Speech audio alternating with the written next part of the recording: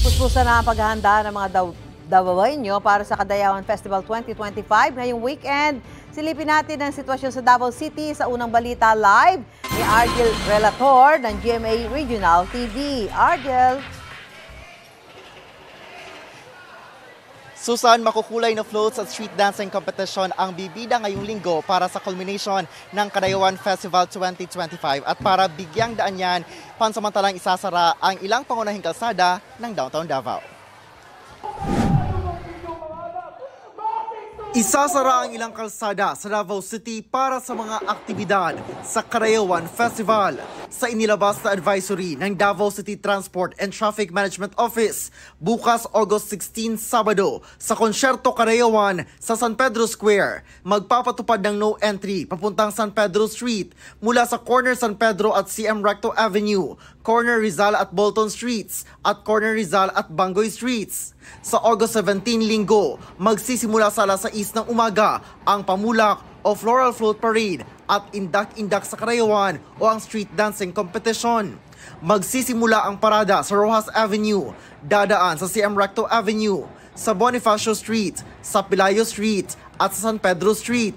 So kana siya, doon na po tayo mga sara sa kalsada, there is ato sa may trading San Pedro, CM Recto San Pedro, there is ato sa Bolton, there is sa Inigo, sa Pelayo, then dito sa may Kamos, para walay matrap ng mga sakyanan nga makasulod while ongoing ang atong pamulak o ang indak-indak.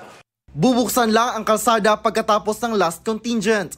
Para sa indak-indak sa Kadayawan Showdown, simula alas 3 ng hapon, ipatutupad ang no entry papuntang San Pedro Street mula sa San Pedro Street at CM Recto Avenue, corner Rizal at Bolton Streets at corner Rizal at Bangoy Streets. No left turn mula sa corner Pichon at Pelayo Streets, kabilang ang corner Inigo Street. No right turn mula sa corner Rizal at Pelayo Streets at corner Inigo Street. Bukas naman ang Quimpo Boulevard at Quirino Avenue. Sa mga magdadala ng sasakyan, ipinagbabawal ang pagpark sa mga kalsada na dadaanan ng parada at kabilang ang mga hindi designated parking areas. Kung doon na joy complain nga doon ay sakyanan nga naka-block o naka-obstruct sa area, is kana algid na ato gina siyang tuwing kung ang area is dapat walay obstruction.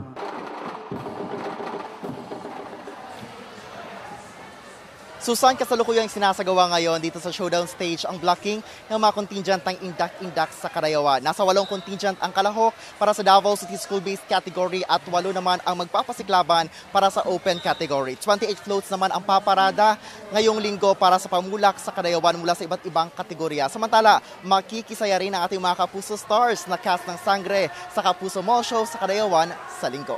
Yan ang latest mula rito sa Davao City. Ako si Argel Relator ng GMA Regional TV at GMA Integrated News. Maraming salamat, Argel Relator ng GMA Regional TV. Gusto mo bang mauna sa mga balita? Mag-subscribe na sa GMA Integrated News sa YouTube at tumutok sa unang balita.